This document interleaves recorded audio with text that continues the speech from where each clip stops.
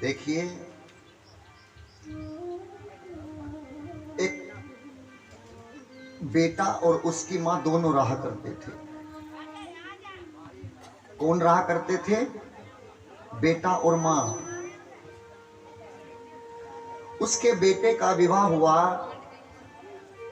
अब वह मां की बात को नहीं मानता, अब केवल अपनी बहू की बात को मानता। उसके पिता का स्वर्गवास हो गया था। जैसे तैसे कहकर शादी की, कर्जा लिया। अब उसकी बहू अपनी सास को इतना दुखी रखने लगी, क्योंकि बेटा भी उसी का साथ देने लगा।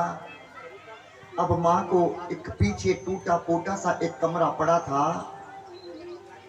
जब पहले मकान होते थे वो झील में होते थे, और जो नए बनाए जाते हैं वो ऊंचे बनाए जाते हैं। पीछे वाले कमरे में उसकी बूढ़ी सी मां रहती थी। बरसात हुई, सर्दियों के दिन थे। वो रोज कहती थी क्या कि बेटा एक रजाई ला दे, बेटा एक रजाई ला दे, मुझे बहुत सर्दी लगती है। सर्दी और बढ़ती गई, और उसी सर्दी में एक बार इतनी बारिश पड़ी 3-4 दिन के लिए कि उसके कमरे में पानी भर गया। अब वो बेचारी क्या थी, बुजुर्ग थी। वो नहाने धोने भी किसी का सहारा लेकर जाती थी, लैट्रिन बाथरूम भी किसी का सहारा लेकर जाती थी। उसके कमरे में इतना जल भर गया, इतनी सर्दी थी कि उसकी मां का स्वर्गवास हो गया। वो ठंड के मारे मर गई। और जैसे उसकी मां का देहांत हुआ, बरसात बंद हुई और उसकी मां का पार्थिव शरीर जैसे लेकर जा रहे थे, तो मां की रास्ते में से आवाज आई कि बेटा, एक ही बेटा था। बेटा सोच रहा था अब मुझे तेहरवी करनी पड़ेगी, दावत करनी पड़ेगी, क्योंकि समाज को मुंह दिखाना है। मां की आवाज आई कि बेटा, यदि तू 200-400 रुपए की मेरे लिए रजाई ला कर दे देता तो आज तेरे तेहरवी में 50,000 रुपए ना लगते। मां मरने के बाद भी बेटे के बारे में सोचती है, लेकिन पता नहीं उन बेटों को क्या हो जाता है, बहू आने के बाद अपनी बूढ़ी सी मां को भूल जाते हैं।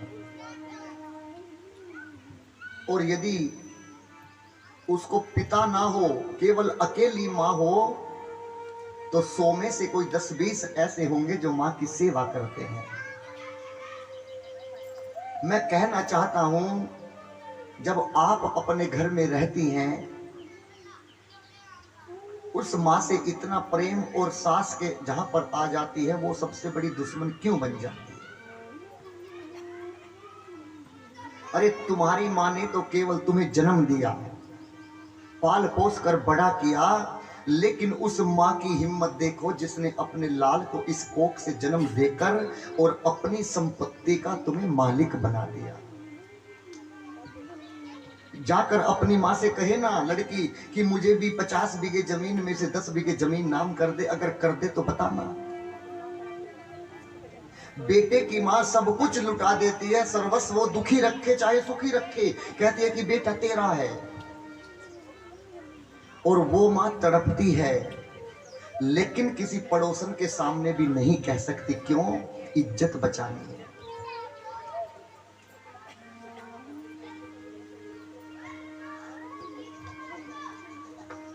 मैं सबसे ये कहना चाहता हूं, जो भी यहां पर मेरी बहन बैठी हैं, ये बहू बैठी हैं, कोई भी देखिएगा, यदि सासू मां 2 बात कह भी रही है, उससे क्या लेना देना? कहीं ना कहीं उसमें भी तुम्हारा फायदा ही छिपा है। अरे तुम्हारे सामने सास कितनी दिन की है, जैसे अपनी मां की सेवा करके आई हो, ऐसे ही सास की करनी चाहिए। आप ले आओ लड्डू गोपाल मथुरा काशी से, खूब स्नान करो, खूब तीर्थों में घूमो और घर में मां परेशान है, कोई फायदा नहीं। मत लाओ ऐसे गोपाल को, मत करो सेवा, मत करो भजन, मत करो तीर्थ।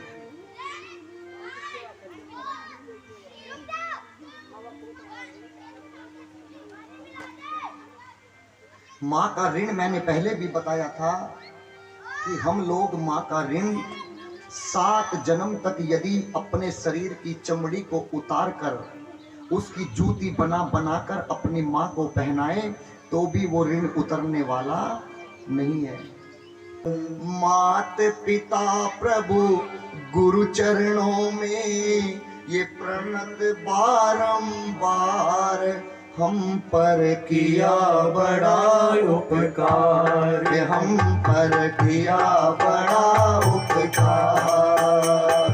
मात पिता गुरु प्रभु चरणों में प्रणत बारंबार, हम पर किया बड़ा उपकार, हम पर किया बड़ा उपकार।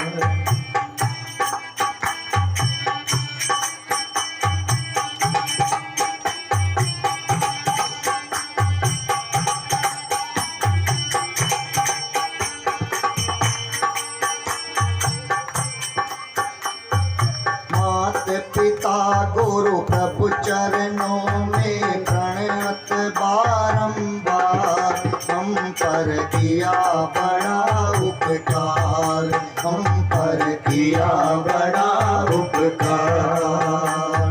माता ने जो कष्ट उठाया वह ऋण कभी न जाए चुकाया। पकड़ कर चलना सिखाया, ममता की थी शीतल छाया। उनकी गोदी में रहकर हम कहलाते खुशहाल, हम पर किया बड़ा उपकार, हम पर किया बड़ा उपकार। मात पिता गुरु प्रभु चरणों में प्रणत बारंबार, हम पर किया बड़ा उपकार, हम पर किया बड़ा उपकार।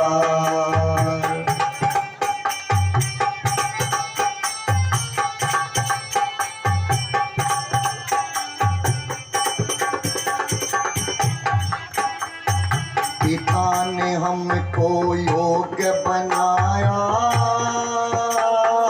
कमा कमा कर अन्न खिलाया। उनके आगे कुर्सी डाल लो। पिता ने हमको योग्य बनाया, कमा कमा कर अन्न खिलाया। जोड़ जोड़ अपनी संपत्ति का बना दिया हकदार, हम पर किया बड़ा उपकार, हम पर किया बड़ा उपकार। मात पिता प्रभु गुरु चरणों में प्रणत बारंबार, हम पर किया बड़ा उपकार, हम पर किया बड़ा उपकार। कुछ समझ में आ रहा है कि नहीं?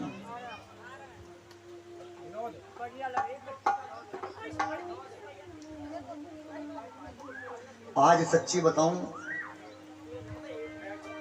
कल रात से लेटा हूं, उठा नहीं। कल रात से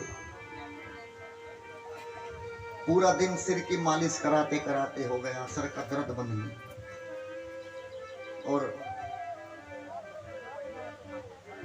दवाई ने भी 1% आराम नहीं किया, सर दर्द की गोली भी कुछ आराम नहीं। मैडम ने कहा कि आज का डिले कर दो, कल कर लेना।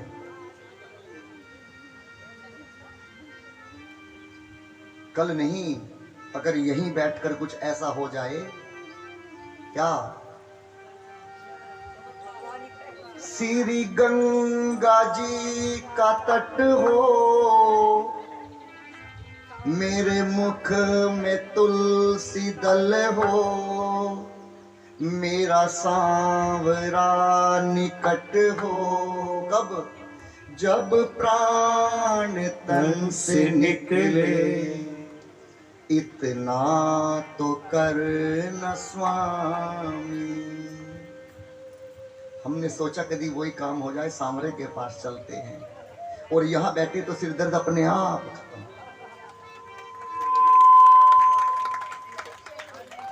भगवान की कृपा है ऊपर। अब देखिए, अब जैसे ही उनका मिलन हुआ उसके बाद में राम जी अपनी दोनों माओं से और मिले और गुरु वशिष्ठ जी के चरणों में प्रणाम किया।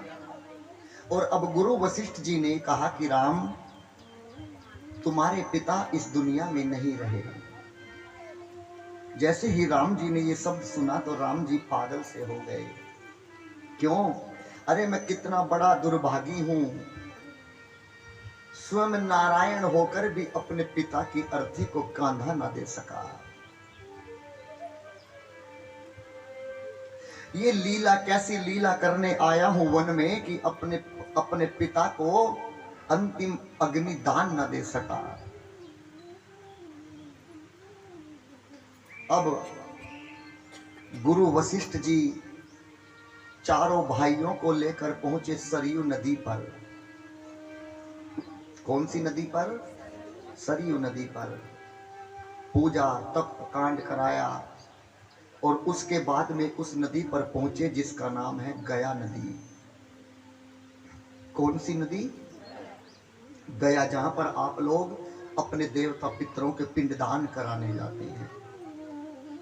गया नदी में जाकर पास में बैठे थे गुरु वशिष्ठ जी ने पूजा अर्चना कराई और कहा कि जब तक बड़ा बेटा अपने पिता के नाम का तर्पण नहीं करेगा, जब तक तुम्हारे पिता को शांति नहीं मिलेगी। और उसी बीच में वहीं पर एक बड़ का वृक्ष था, उस पर दशरथ जी आ गए। दशरथ जी की आत्मा आई और कहा कि बेटा राम, सीता, मैं राम का बेटा हूं लेकिन फिर भी दर दर भटक रहा हूं, अभी मेरी आत्मा को शांति नहीं मिली। क्यों? क्योंकि मेरे बड़े बेटे ने मुझे दाग नहीं लगाया, अभी तक मेरे पिंडदान नहीं हुए, मुझे पिंड दो राम। राम जी ने कहा कि मैं पिंडदान की तैयारी करता हूं सीता, मैं अभी आता हूं। और जब तक दशरथ जी ने कहा कि विलंब हो रहा है, जल्दी पिंड दो, मां ने गया नदी का रेत निकाला और उस रेत से पिंड बनाए और दशरथ जी को पिंड दे दिए। कहा कि बेटा सीता, अब मुझे गति मिल गई, मैं जा रहा हूं। राम जी आए, कहा कि चलो सीता अब पिंडदान करते हैं। सीता मां बोली कि नाथ, मैंने तो पिंडदान कर दिए। भगवान ने कहा तुम झूठ बोलती हो, तुम्हारे पास तो कोई वस्तु ही नहीं है, तुमने पिंडदान किए तो कैसे किए? कि गया नदी से पूछ लो, मैंने गया नदी के रेत से ही अपने पिता के पिंडदान कर दिए। गया नदी के पास भगवान पहुंचे, गया नदी से हाथ जोड़कर कहे कि मां, क्या मेरी सीते ने मेरे पिता के पिंडदान किए? गया नदी ने झूठ बोल दिया। कहा कि ये सीता झूठ बोलती है, इसने पिंडदान नहीं किया। क्यों? अरे यदि आटे के पिंडदान करती तो कम से कम मेरे अंदर छोड़ती और मुझे वो खाने को तो मिलते। तभी मां सीता ने गया नदी को श्राप दिया, जा गया, मैं तुझे श्राप देती हूं, तो तेरे अंदर बहुत जल है, तू आज के बाद सूखी हो जाएगी। यदि कोई तेरा पेट चीरेगा, फाड़ेगा तुझे, तो तेरे अंदर से जल निकलेगा, अन्यथा नहीं निकलेगा। और आज जाकर देखना, गया नदी में से यदि रेत को निकालते हैं, हटाते हैं, तो जल निकलता है, नहीं तो पूरी नदी में रेत ही रेत है। जब तक नहीं खोदेंगे, उसका पेट नहीं चीरेंगे। खोदने का मतलब क्या है? पेट चीरना। ये श्राप लगा। वहीं पर गौ माता खड़ी थी, सीता माँ ने कहा कि हे गौ माता, आप बताओ क्या मैंने पिंडदान किए कि नहीं किए। गौ माता ने भी झूठ बोल दिया। क्यों? यदि आटे के करती तो एक दो पिंड मुझे भी खाने को मिलता, तो मैं क्यों कहूं कि मैंने पिंडदान किए। कहा कि राम ये झूठ बोल रही है, कोई पिंडदान नहीं किया। मां ने गौ को भी श्राप दे दिया। कहा कि जिस मुख से तूने झूठ बोला है, जा मैं तुझे श्राप देती हूं, तेरा पूरा शरीर पूजा जाएगा लेकिन तेरा मुख पूजने नहीं होगा। जिस बर्तन में तू अपना मुख लगा देगी, उस बर्तन की 15 दिन बाद झूठ जाएगी। वो भी कब? जब उसमें 15 दिन तक गंगा जल भरकर रखेंगे। इसीलिए गौ माता की जो दान करते हैं, गौदान, तो वो आगे जंजीर पकड़कर नहीं, पूंछ पकड़कर किया जाता है। सुना है ना?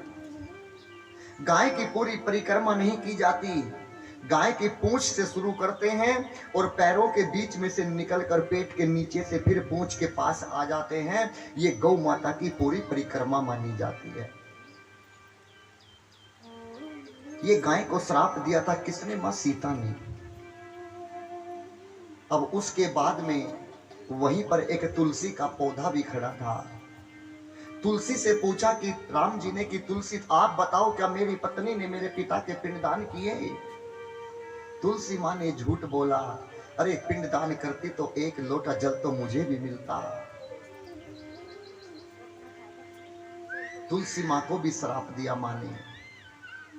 कहा कि जा, तू स्वच्छ जगह पर जमती है, दुनिया तेरी पूजा करती है, ये मेरा श्राप है तेरे लिए। आज के बाद यदि तेरा बीज कूड़े में भी डाल देंगे तो तुझे गंदगी में भी जमना पड़ेगा।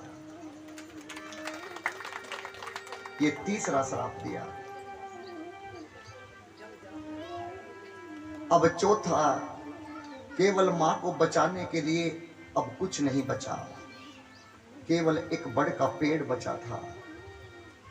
मां ने कहा कि बड़ के पेड़, यदि तूने भी झूठ बोल दिया तो ये सीता प्रण लेती है कि आज तेरे नीचे ही अपने प्राणों का त्याग कर देगी, सीता जिंदा नहीं बचेगी। बड़ के पेड़ से पूछा राम जी ने, क्या बड़ के पेड़ तुम बताओ क्या सीता ने पिंडदान किया? बड़ के वृक्ष ने कहा कि हाँ, मेरे नीचे बैठकर मेरे सामने किया। ये तीनों झूठ बोलते हैं। तभी मां ने उस बड़ के पेड़ को आशीर्वाद दिया। कहा कि जाओ बड़ के वृक्ष, आज से तुम्हारी उम्र 1000 वर्ष से भी ज्यादा होगी। और यही कारण है कि बड़ का पेड़ की उम्र सबसे ज्यादा होती है। तुम पूजे जाओगे, इसलिए तुम बड़ की डाली को साल में पूजते हो कि नहीं पूजते? ये मां के आशीर्वाद से उनकी उम्र 1000 वर्ष हुई। अब इसके बाद में गुरु वशिष्ठ जी ने एक सभा बिठाई, उसमें सब लोग बैठे, लेकिन उसमें 3 व्यक्ति नहीं है। कौन से? राम, सीता और लक्ष्मण। जैसे सभा बिठाई तो गुरु वशिष्ठ जी आए और आकर कहा कि राजा राम, भरत तुम क्या समझते हो कि राम कोई साधारण है? नहीं, वो ब्रह्म है, अजन्मा है, परातत्व है। तुम्हारे राम ही नारायण है। तुम मानो चाहे मत मानो, कोई सृष्टि माने ना माने, लेकिन मैं कहता हूं आज भी राजा राम, राम ही राजा है। लेकिन मैं तो ये कहता हूं भरत, तुम कहते हो कि राम को वापस लेकर जाना है, मैं तो तुमसे एक बात कहना चाहता हूं कि तुम यहां पर रुक जाओ और राम को अयोध्या में भेज दो।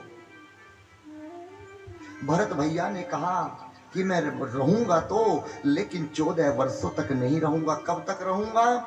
कानन कर हूं जन्म भरि वासु,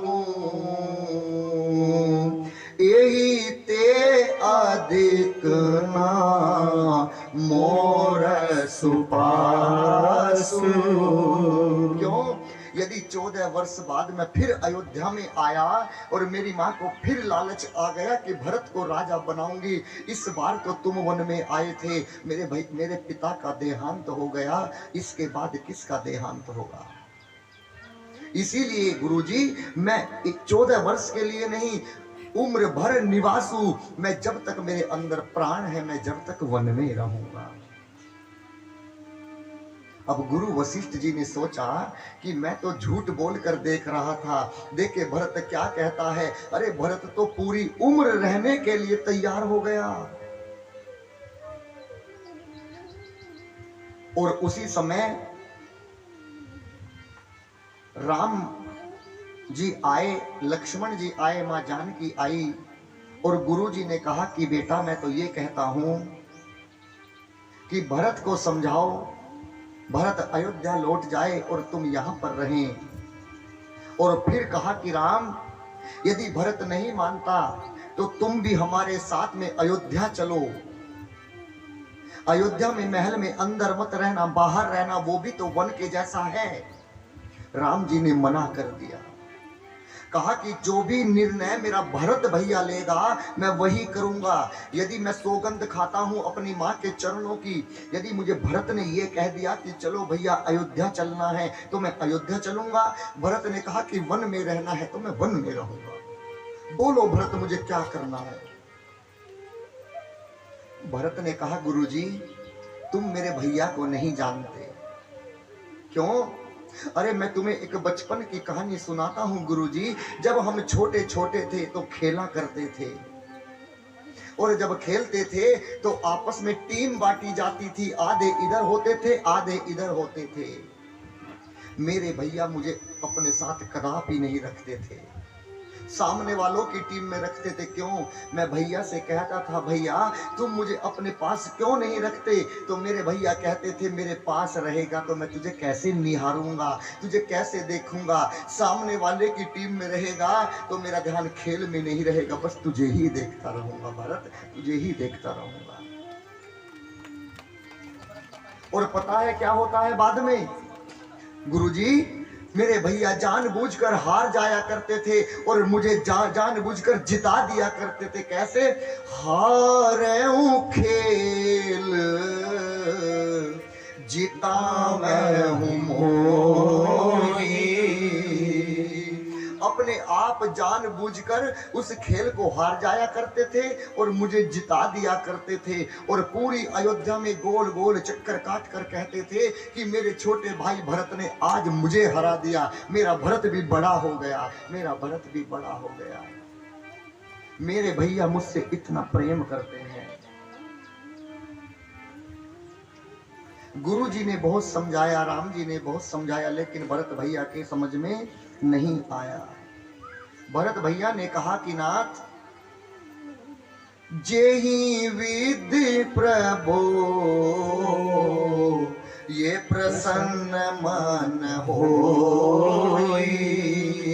ये भैया राम आपका जैसे भी मन प्रसन्न होता हो, करुणा सागर कीजिए सोई। आपका मन जैसे भी प्रसन्न होता हो भैया, आप मुझे ऐसा आदेश दीजिएगा, मैं उसका पालन करूंगा, जो आप कहेंगे वही करूंगा भैया। अब उसी बीच में वहीं पर जनक जी और उनकी पत्नी सुनैना मैया आ गई। जैसे ही पता चला कि मेरे बेटे राम और मेरी बेटी सीता का वनवास हो गया है तो तुरंत दोनों दौड़े और उसी वन में आ गए। वहीं चित्रकूट आ गए और आकर प्रणाम भया। उसके बाद में कौशल्या मां ने सुनैना मैया को बुलाया। सुनैना मैया को बुलाकर हाथ जोड़कर कहा कि हे बहन, आज मैं तुझसे एक भीख मांगना चाहती हूं। कौन सी? कि प्रकाश के 3 साधन होते हैं। पहला प्रकाश का साधन सूर्य होता है, और दूसरी मणि होती है, और तीसरा अग्नि दीपक होता है। और कोई साधन नहीं है।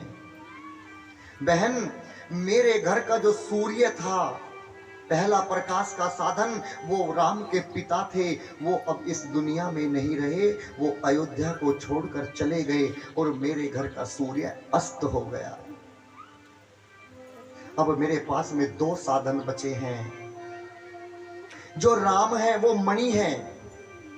राम भी अयोध्या को छोड़कर वन में आ गया, मेरा दूसरा प्रकाश का साधन भी अयोध्या को छोड़कर वन में आ गया। अब मेरे पास में केवल एक साधन बचता है जिसका नाम है भरत। भरत को तब भी दशरथ जी बुलाया करते थे तो उसे कहा करते थे कि कौशल्या, भरत हमारे कुल का चिराग है, हमारे घर का दीपक है।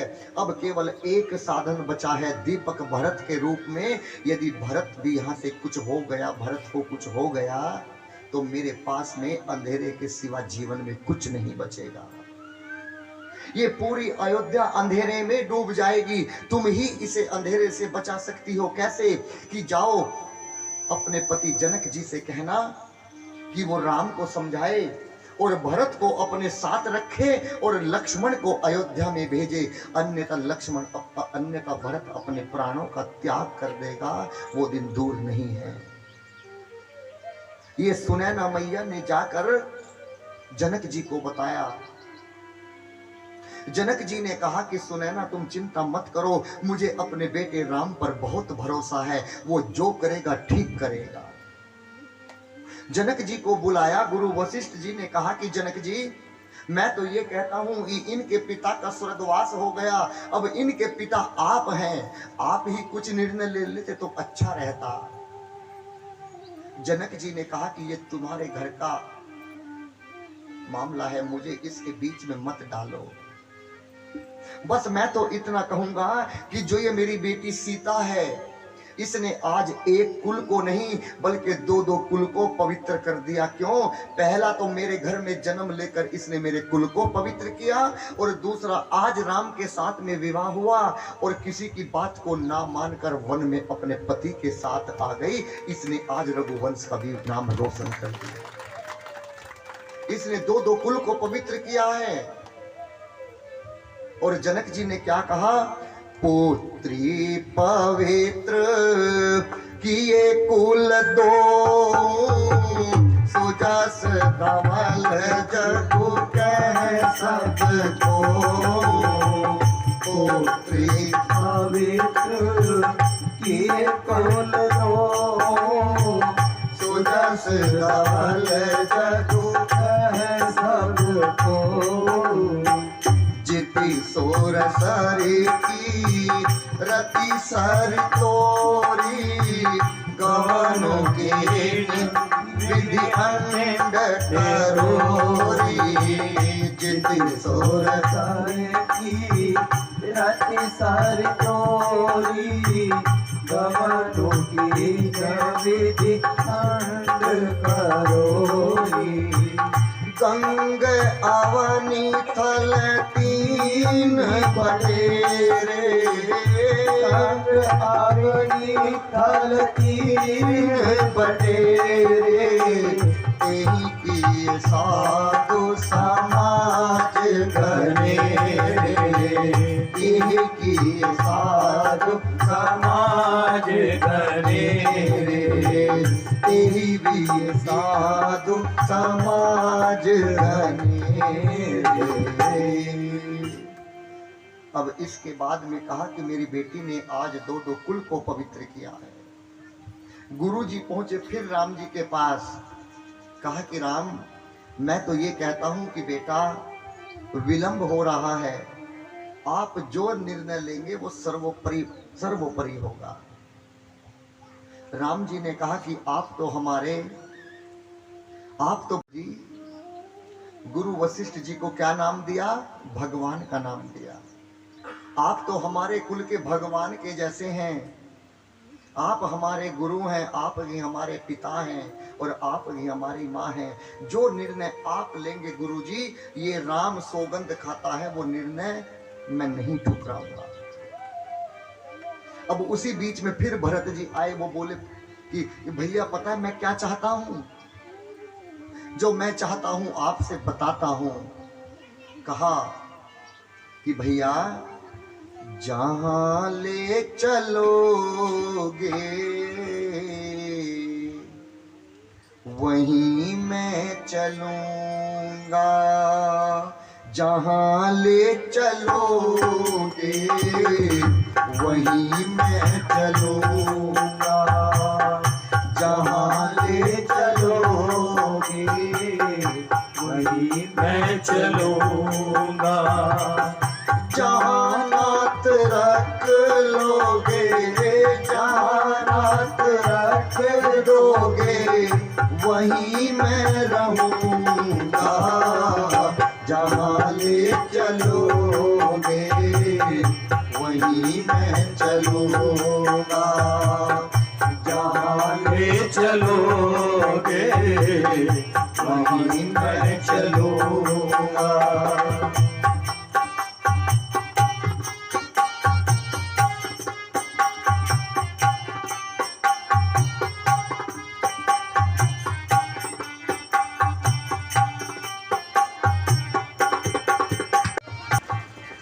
ये जीवन समर्पित शरण में तुम्हारे, तुम्ही मेरे सर्वस्व, तुम्ही प्राण प्यारे, जीवन समर्पित शरण में तुम्हारे, तुम्ही मेरे सर्वस्व, तुम्हें प्राण प्यारे, तुम्हें छोड़ कर नाथ, तुम्हें छोड़ कर नाथ मैं किससे कहूँगा, जहाँ ले चलोगे वहीं मैं चलूँगा, जहाँ ले चलोगे वहीं मैं चलूंगा, जहाँ नाथ रख दोगे, जहाँ नाथ रख दोगे वहीं मैं रहूँगा, जहाँ ले चलोगे वहीं मैं चलूंगा, जहाँ ले चलोगे वहीं मैं चलूँगा।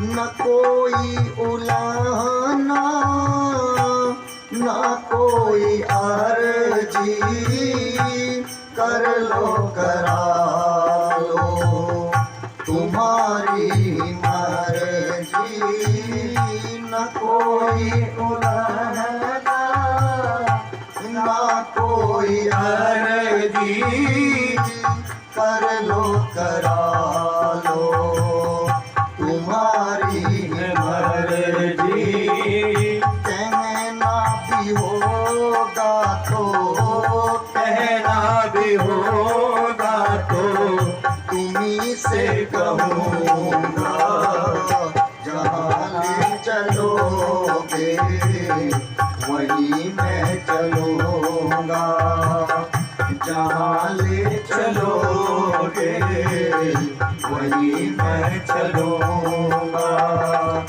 जहाँ नाथ रख दोगे, जहाँ नाथ रख दोगे वहीं मैं रहूँगा, जहाँ ले चलोगे वहीं मैं चलूंगा, जहाँ ले चलोगे वहीं मैं चलूंगा।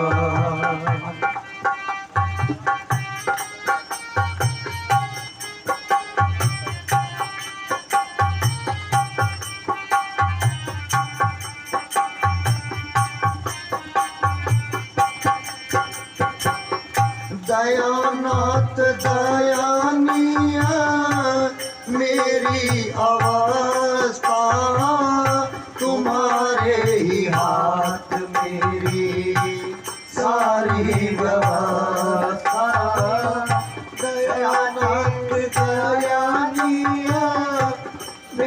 की अवस्था, तुम्हारे ही हाथ मेरी सारी व्यवस्था।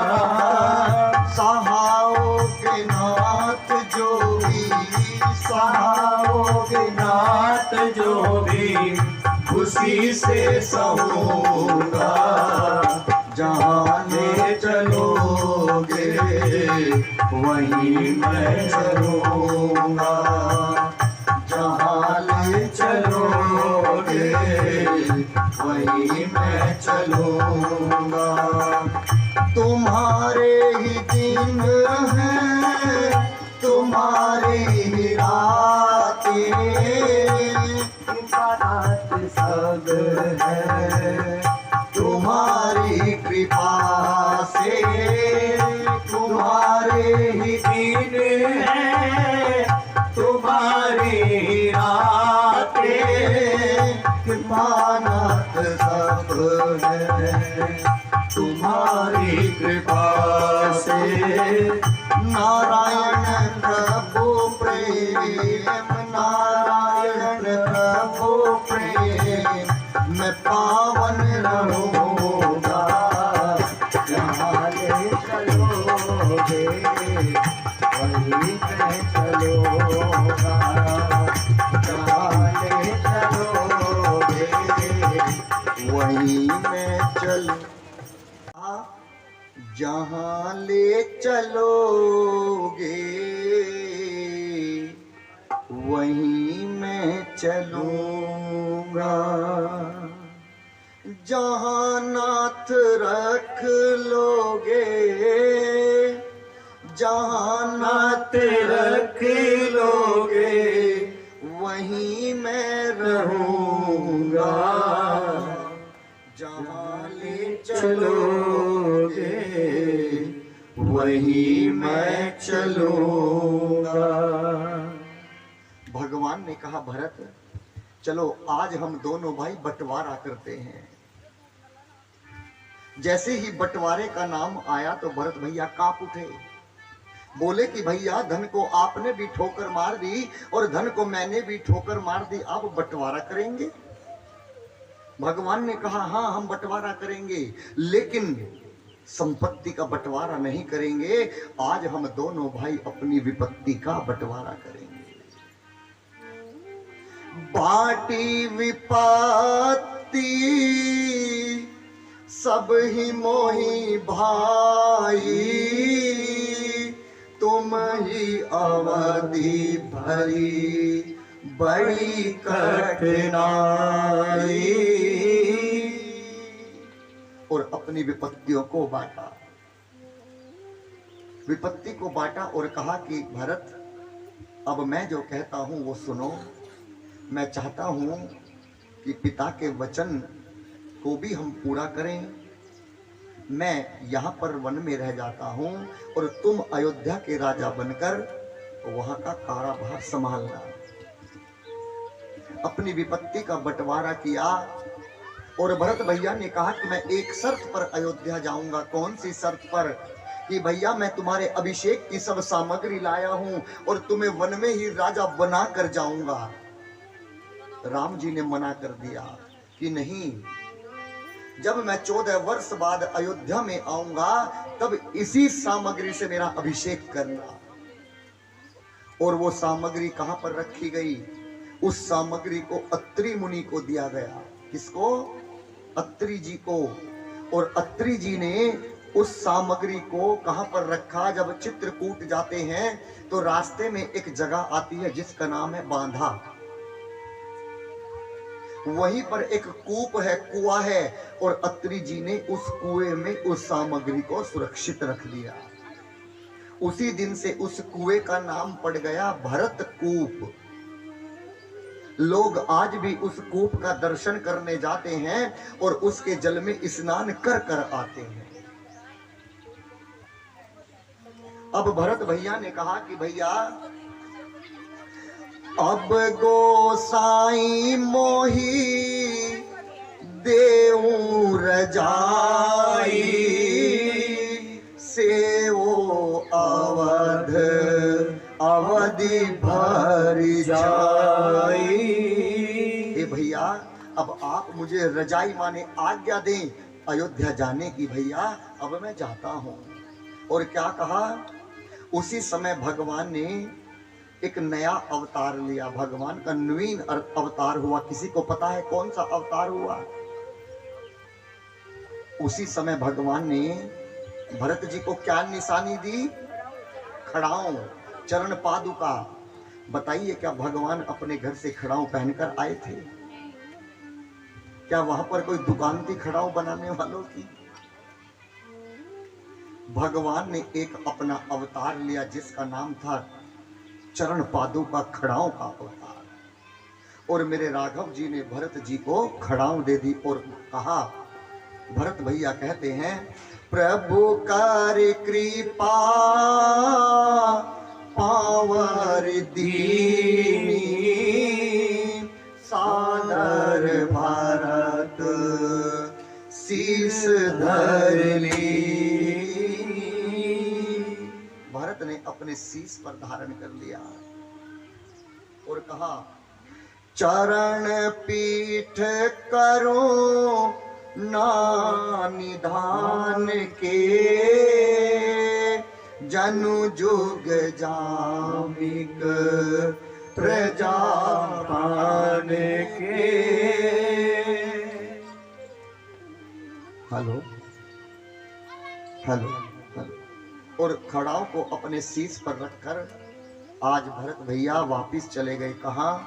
अयोध्या से पहले एक गांव पड़ता है जिसका नाम है, क्या नाम है? नंदीग्राम। और उसी में 4 फुट गहरा गड्ढा खोदा, क्योंकि सोचा कि यदि जमीन पर रहूंगा तो जमीन पर तो मेरे भैया रहते हैं, मुझे उनसे नीचे रहना है। और 4 फुट गड्ढा खोदकर उस गड्ढे में रहे। कितने साल? 14 साल। कैसे? मुदित भरत मुदित अव लंब लहे ते, अब सुख जस सिया राम रहे ते। आशीर्वाद लेकर नंदीग्राम में गए और यहाँ पर हमने भरत भैया का चित्रण आपको सुनाया। कहते हैं कि जिसने भरत भैया का चित्रण नहीं सुना उसे पूरी राम कथा सुनने कोई लाभ मिलने वाला नहीं है। और ये चित्रण अपने परिवार में भी जाकर सबको सुनाना। और यहाँ पर हम अयोध्या कांड की कथा को समाप्त करते हैं और आगे अब कथा को अरण्य कांड में प्रवेश करते हैं, क्योंकि इस कांड में क्या हुआ? रोना ही रोना था ना। अयोध्या कांड रुलाने के लिए ही बना है। अब एक ऐसा कांड आता है जो हंसाने वाला कांड आता है जिसका नाम है अरण्य कांड। बाबा कहते हैं, एक बार चुनी कुसुम सुहाए, एक बार चुनी कुसुम सुहाए, निज कर भूषण राम बनाए, निज कर भूषण राम बनाए, सीता ही पहिरा ए प्रभु सादर, सीता ही पहिरा ए प्रभु सादर, बैठे फटिक शिला पर सुंदर, बैठे फटिक शिला पर सुंदर, सुरपति सुत दरिबा यस बेसा, सुरपति सुर दरिबा यस बेसा, सट चाहत रघु पति बल देखा, सट चाहत रघु पति बल देखा, सट चाहत रघु पति बल देखा। अब अरण्य कांड में भगवान ने एक दिन सोचा कि चलो आज सीता का श्रृंगार करता हूं। बहुत दिन बीत गए, सीता को श्रृंगार के रूप में नहीं देखा। और भगवान ने क्या किया, फूल तोड़ कर लाए और फूल से माँ का आज चूड़ामणि बनाई और फूलों से ही आज माँ का गजरा बनाया, वो गजरा पहनाया और पांव की पाजेब बनाई और फूलों से ही करधनी बनाई, फूलों से ही बाजू बंद बनाए और फूलों से गले का हार बनाया। भगवान का मन किया और जैसे भगवान देख रहे थे, उसी बीच में एक दुष्ट आया। कौन? इंद्र का बेटा जयंत। उसने सोचा क्या ये भगवान है? अगर ये भगवान होते तो क्या जंगल में अपनी पत्नी का श्रृंगार करते? ये भगवान नहीं हो सकते। चलो इन्हें आजमा कर देखता हूं, इन्हें आजमा कर देखता हूं। यदि ये भगवान होंगे तो मेरे पीछे मुझे मारने के लिए दौड़ेंगे, और भगवान नहीं होंगे तो ये मेरा कुछ नहीं कर सकते।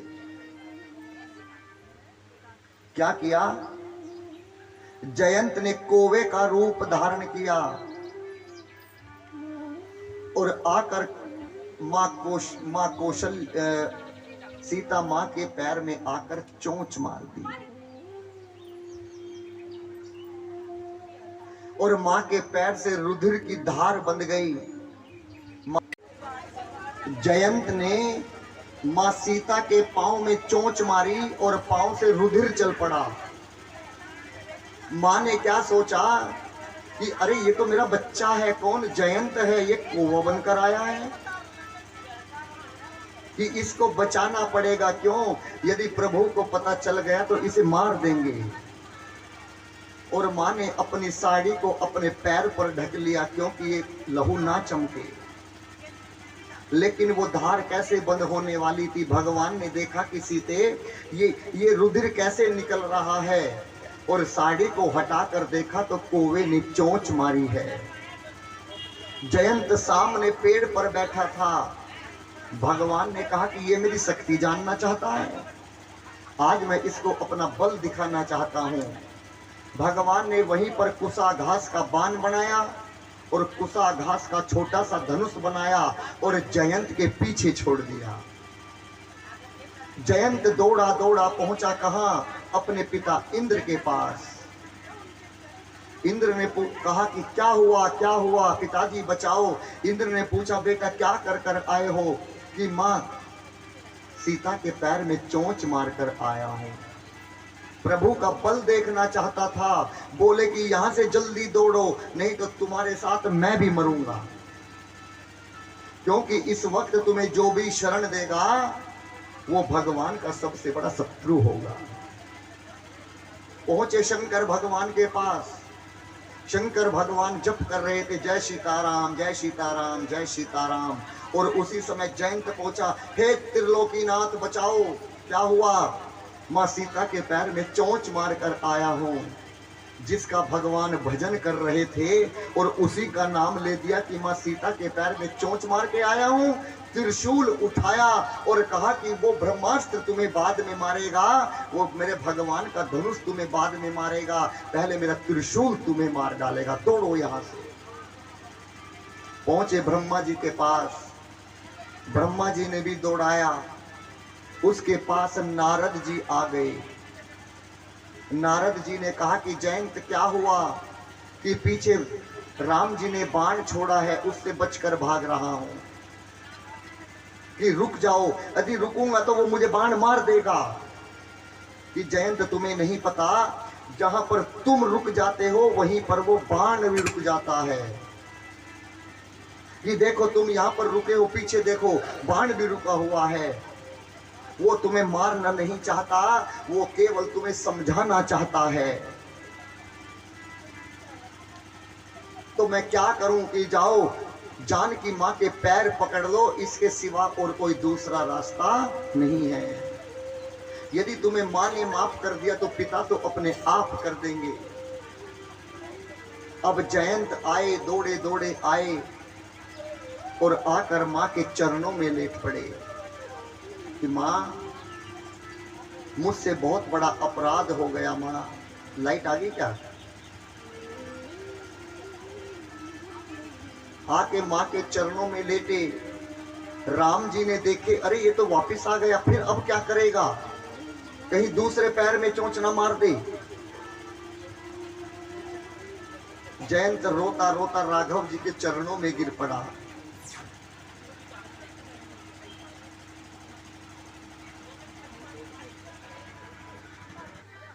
माफी मांगी और बोला, प्रभु तुम ही मेरी नैया, किनारा तुम ही हो, मेरी जिंदगी का सहारा तुम ही हो। तुम ही मेरी नैया, किनारा तुम ही हो, तुम ही मेरी नैया किनारा तुम ही हो, मेरी जिंदगी का सहारा तुम ही हो, मेरी जिंदगी का सहारा तुम ही हो।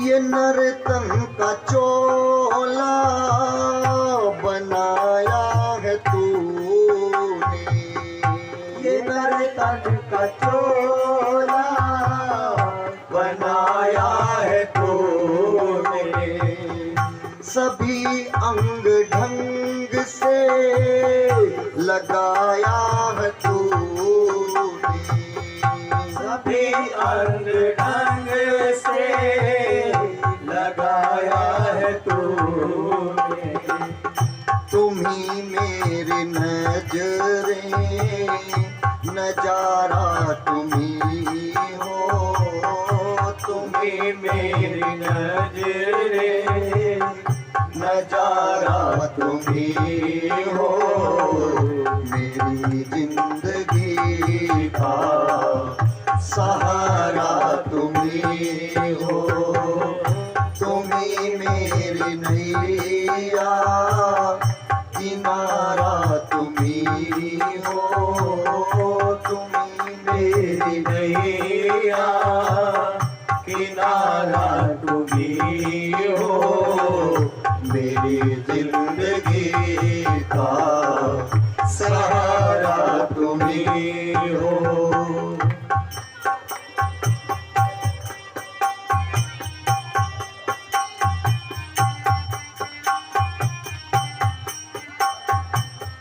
तुम्ही सूर्य बन कर चमकते हो प्यारे, तुम्ही सूर्य बन कर चमकते हो प्यारे, तुम्ही बिजली बन कर कड़कते हो प्यारे, तुम्ही बिजली बन कर कड़कते हो प्यारे, तुम्ही चांद तारे सितारा तुम्ही हो, तुम्ही चांद तारे सितारा तुम्ही हो, मेरी जिंदगी का सहारा तुम्ही हो, तुम्ही मेरे मंदिर, तुम्ही मेरी पूजा, तुम्ही देवता हो, तुम्ही देवता हो।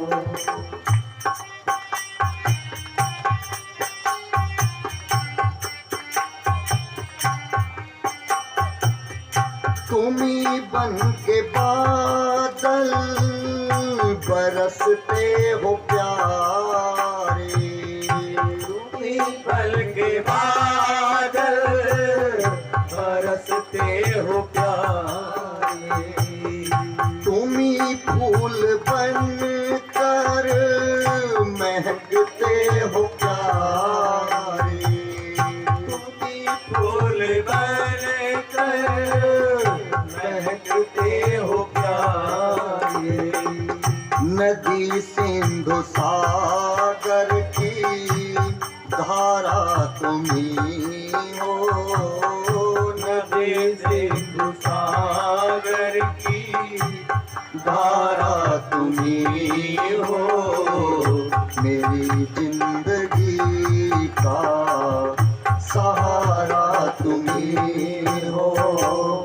तुम्ही मेरी नैया किनारा तुम्ही हो। तुम्ही मेरी नैया किनारा तुम्ही हो। मेरी जिंदगी का सहारा तुम्ही हो। मेरी जिंदगी का सहारा तुम्ही हो।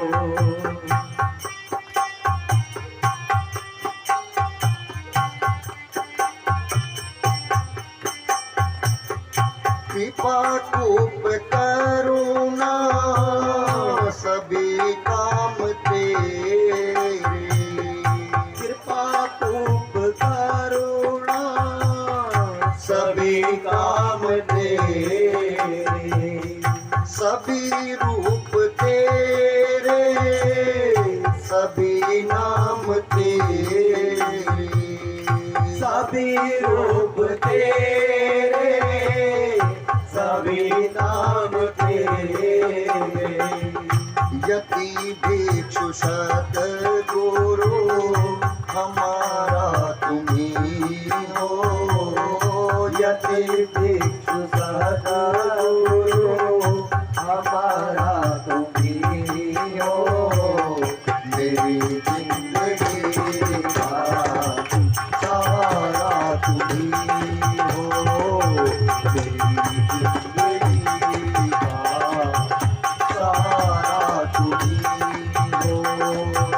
तुम्ही मेरी नैया किनारा तुम्ही हो। तुम्ही मेरी नैया किनारा तुम्ही हो।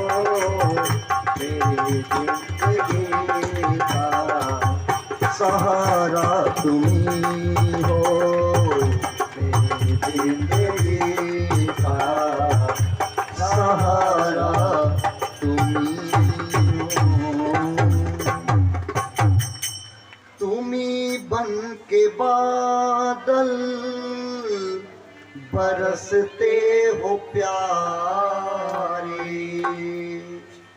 तुम्ही बिजली बन कर कड़कते हो प्यारे। जहाँ कलियुग केवल नाम अधारा सुमरि सुमरि नर उतरहि पारा।